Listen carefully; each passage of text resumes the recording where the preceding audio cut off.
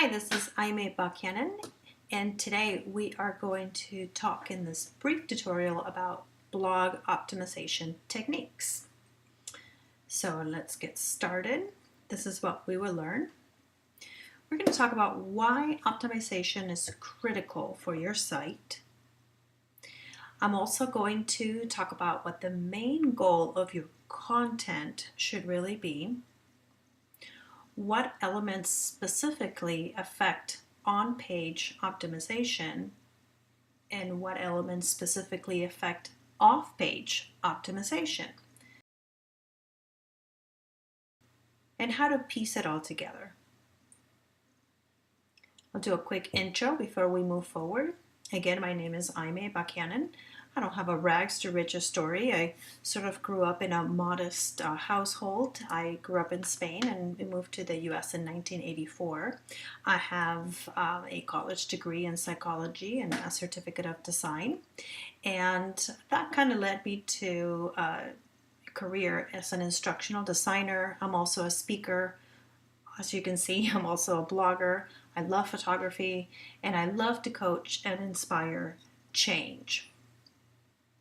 I've been marketing online since 2006, and actually some of these techniques that I'm going to show you are exactly what has helped me build some of my blogs, one of them in particular, and this isn't a huge return by any stretch, but I was able to get that blog to about 20,000 unique visitors a month in just under a year, which at the time, and actually I'm currently still doing that, was to promote a network marketing opportunity.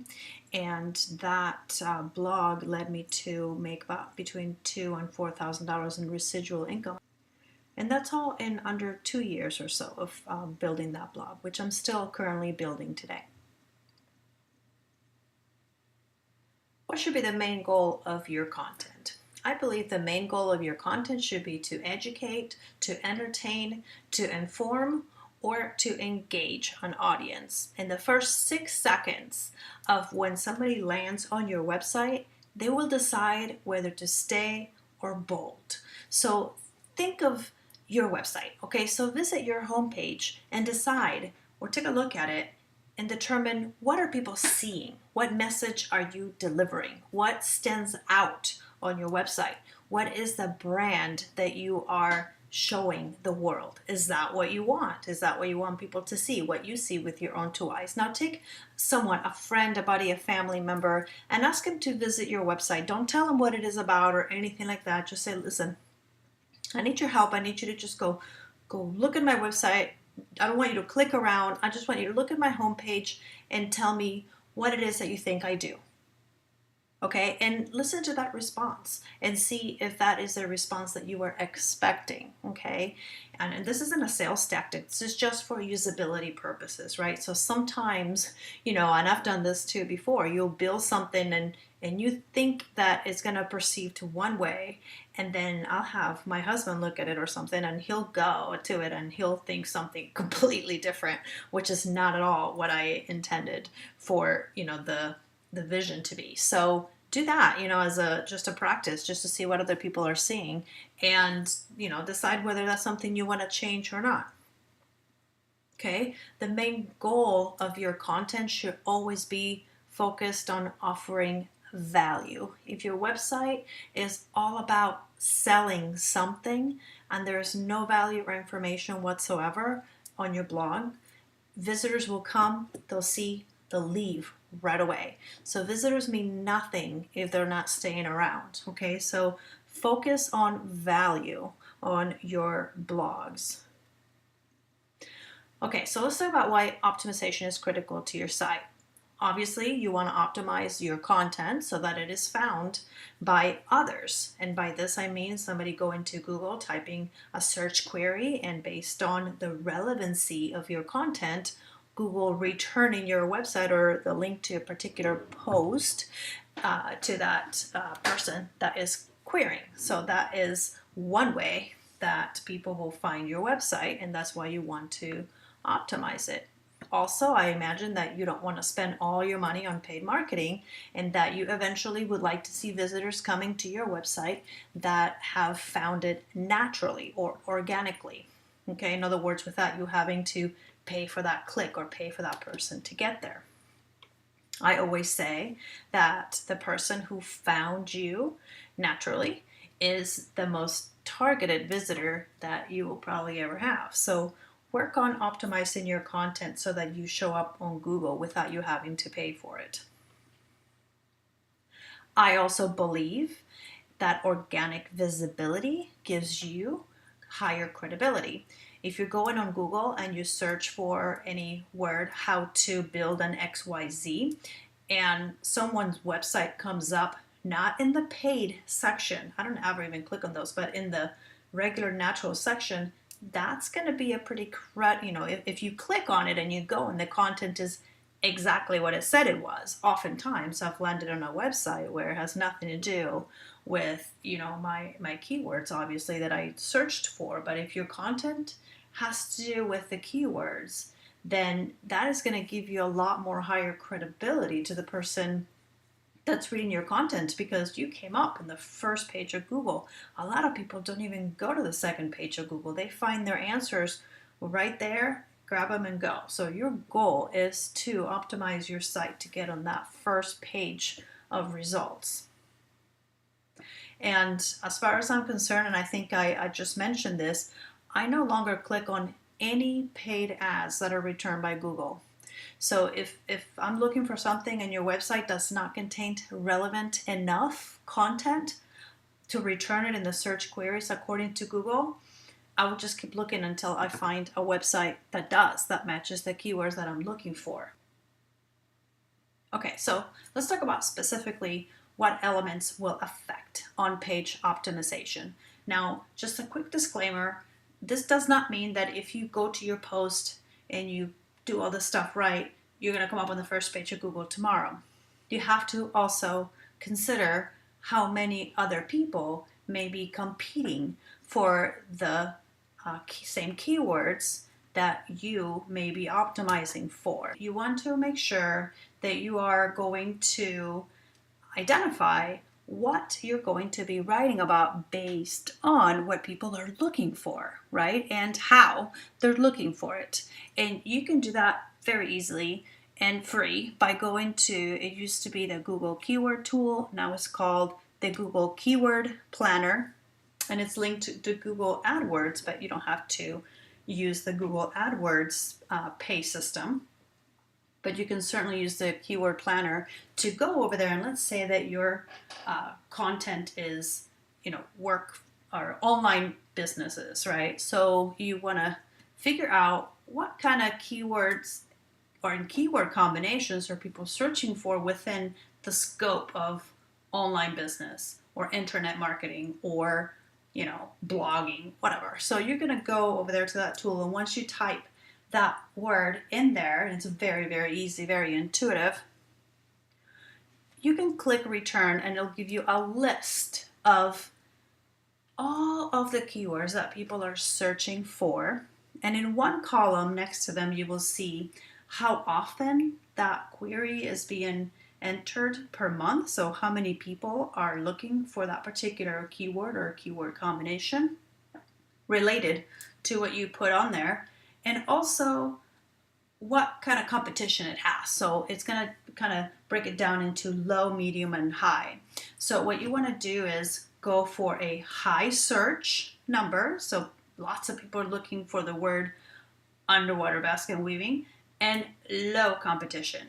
So sometimes it's going to be something odd, right? Like and a little ladder will make a difference. Like there'll be a ton of people looking for how to blog, right? And then you'll see that there'll be like a whole bunch of people looking for how do you blog. So it makes a difference to have those little, the little words that you add in there, even adding an S, like blog or blogs, right, makes a difference to the search returns. So pay attention to the keyword combinations that are related to your topic and sort of focus your posts, right, for your blog on those. Now, each page on your blog or post on your blog should focus on a different keyword, right? You don't want all of your blogs to be about the same thing, but they should all be somewhat related. That's why a lot of people talk about niche marketing, right? Because if you're talking about blogging, how to blog, how to build a blog, how to optimize a blog, you see what I mean? Like it's trending to that whole blogging concept. So the search engines are going to have a much easier time ranking you because that's what you talk about is blogging, right? Versus if you talk about a bunch of different stuff. So, try to niche your content and find the right keywords. Okay. More specifically for on-page optimization, once you have selected that keyword or that keyword phrase that you want to optimize your page for, you want to optimize, make sure that you include those keywords in the meta tags. And those are your title, description, and the tags on your post. So you always want to include those keywords. Now, if you're building a website instead of a blog, those are specifically called meta tags. In your blog, they're called something different. Okay, so if you have a website, you'll be able to enter those at the very, very top of your HTML. It requires a little bit more coding, and you can actually Google, how to enter meta tags, and it'll show you how to enter your title and your description and your keywords. You always want to have those when you're building a website. Your page title, which is actually a meta tag on a website, but in your blog, it's just specifically the title of your page or the title of your blog. And you want to make sure that your keywords are included in that title. You also want to include your keyword in all the alt tags. And alt tags are when you add a picture, and you always should add a picture to your blog. There's going to be an alt text tag that you can put on there. You always want to put your keywords on there. I actually always put it on the alt tag and on the description tag of every single picture, the keyword for that particular post that you're writing about. Okay, so always add at least one picture that's relevant to your content, to your post. And then header tags. And header tags, there's three most important ones, right? There's an H1, an H2, and an H3. And really all these do is sort of change your styling of that font, right? And depending on your theme and what type of custom header tags it already has built in, and for some themes you can change those in the HTML, but usually the themes are built with these tags so that they match the overall style of the theme. So for the most part, you don't have to worry about changing. It doesn't really matter what it looks like. What matters is that you have those tags surrounding your keywords in different places in your blog post. So the H1 tag is going to be your larger font, right? It's going to be a pretty large. It's usually 14 or even a 16. Your H2 is going to be a little bit smaller, and your H3 is going to be smaller. Sometimes in some themes, they have even a different color. Again, it doesn't matter what they look like. What matters is that your keywords have those tags before and after them. And the way that you do that is, and I'm going to show you here, hold on. Okay, so here's one of my blogs, and I'm still working on this one. And however, here's what the tags look like, right? So you have two tabs on all of your blog posts, pretty much. Your visual tag, which is where you can see what everything looks like, and your text tag. Actually, go to your text tab. Okay, to look at them. I'm just going to show you, but I'll show you how to apply them. And this is what the tags look like. H3 at the beginning of my keywords, okay, which is blogging basics. And then /H3 with the brackets to close it. It's very easy in a blog to do that. All you got to do is highlight the keywords that you want to add a tag around and come over here and select it. So you want to do an H1, an H2, and H3 of your keywords throughout your blog, your content. Okay, so basically you're going to be typing your post. You're going to include your keyword throughout your post and make sure that you have that keyword in 3 different places with an H1, H2, H3. It doesn't have to be in that order. It just has to be there. Okay, so let's go back to the class here. Okay, the next thing that you want to do is you want to make sure that your keywords also are in bold, underline, and italic styles. And you can't, I figured this out somehow by accident, but they need to be independent of one another. So let's take my keywords there were blogging basics. You need to have blogging basics in bold, blogging basics underline, and blogging basics italics in different places. You cannot do blogging basics and bold underline and do it in italics in just one word. I mean, you can, but it's not going to affect your SEO. Okay, so you got to have it in 3 different places independent of one another as bold, underline, and italic. Then you also need to make sure that your keyword density is between 1 to 2% of your total word count. So let's say, for example, that your blog is about 500 words. 1% of that is 5. So you need to make sure that your keyword is in your blog post at least 5 times. And you also don't want to go much higher than 2% because then it's called keyword stuffing by Google and that hurts you. So stay within the 1 to 2% range, and that's what is recommended.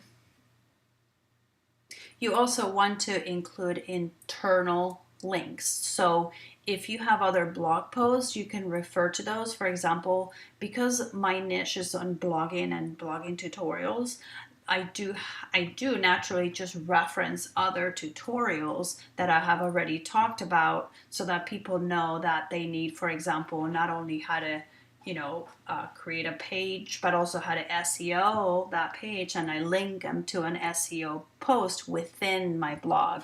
That's what internal links are. And not only that, but if you are also able to use your keywords as the anchor text, and the anchor text is what you actually highlight that links to that other page, then that gives you a little boost in ranking too. And last but not least, page engagement. Now, I kind of call this an on-page optimization because even though it's really more of an off-page, because you can't really control what other people are going to do, right, when they get to your page, but you can certainly control the content and the layout of your blog so that it is appealing and enticing for people to stay. So what page engagement means is how long do they stay on your website when they get there? If people are coming to your website and leaving within 3 seconds, your content is not laid out properly. So think about that. And you can check those if you have Google Analytics installed in your blogs. It'll tell you how long people stay on different pages. So if you're not having a lot of conversions and if you've been around for a while, first obviously go through, this on-page optimization, but consider the content that you're offering. Is this, what your audience is looking for? Are you offering value, okay, enough to engage people long enough to click through your website?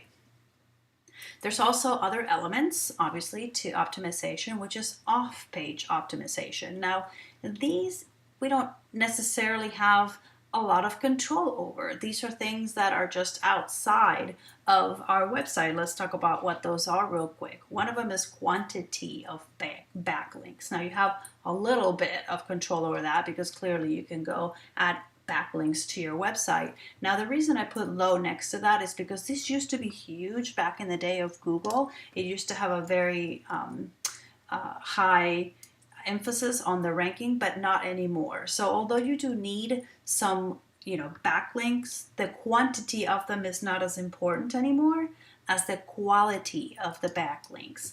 And by quality, I mean what page rank is the person linking to you at? If there's somebody in a page rank can be anywhere from 0 to 10, right? If there's somebody with a page rank of a 6 linking to your blog, that's going to pump it up a little bit, okay? So the quality of backlinks makes a big difference. Also, because of this whole social media world that we live in, the likes on your site. So when somebody is reading your post and they click like, okay, on your post, that also gives it a little boost on your ranking. Again, these are off-site or off-page optimization because the best you can do is tell people to like it. You can't make them like it, right? So it's sort of, to a certain extent, outside of your control. Also, the number of tweets makes a difference, the number of Google Pluses. So as you can see where I'm going with this social media engagement on your website, okay? I'm not talking about when you're on Facebook and how many people like your post. I'm talking about on your blog, okay? This kind of interaction makes a difference. It makes Google think your content is relevant if other people are liking it, okay? And also the anchor text of the backlinks. And this is very similar to, or the same actually, exactly as the internal links. But when somebody's going to link to your website, if they're using, or to your blog post, right? If they're using your keywords to link to your blog post, that's a huge boost in your SEO ranking. And also IP diversity of backlinks. So different websites have different weight, if you would. So .edu websites are considered high authority websites. .gov websites are considered high authority. So look for IP diversity and that particular ending. And how do you get all these backlinks, right? How do you influence this? Well, you can go to those websites and figure out if there's commenting available, right? If there's a post that it's relevant to you and to your audience, and if you can provide some valuable feedback, then comment. And very often, a lot of websites offer you the opportunity to add a bit of something about yourself, maybe your name or your website link, and that's how you sort of link back to your stuff. Other websites also have this plugin. I have it in one of my blogs, and it makes a big difference, called Comment Love, L-U-V, Comment Love, L-U-V, and it's free. And what that does is if you put it on your own website, if you add that plugin to your blog, it tells people that if they leave a comment, you will add a little link back to their latest post, right? So when somebody enters their name and their blog URL and they leave you a comment, once you approve it, it'll automatically at the very bottom of their comment have a little link. It'll have a little link back to their last post. Now this is a win-win situation. It encourages people to leave you a comment because you're going to link back to their website, and they want to do that because it's a back link back to their post. So it's a win-win for everybody. So let's put it all together real quickly here. So basically, the most important piece here, you offer real value, okay? Make sure that you learn, that you apply what you learn, and that you teach it to others in your content. So that's, one way that you can build value into your content, by sort of teaching others what you're learning, what you're doing, what's working, or maybe features and applications of the things that you're selling rather than just the things that you're selling. Make sure that you optimize all your posts internally, that you influence external optimization by encouraging people to leave comments and to like your posts, which again, they will if they're valuable, okay? So that's kind of in a nutshell how on-page and off-page optimization works. If you want more blogging tips, please feel free to visit my website, Blog Big or Go Home. Leave me a comment. And my hope is for you to be able to build your blogs to fantastic ranking levels, and I'm here to answer all your questions. You can also visit my fan page, facebook.com, blog big or go home, and I look forward to connecting with you online. Have a great day.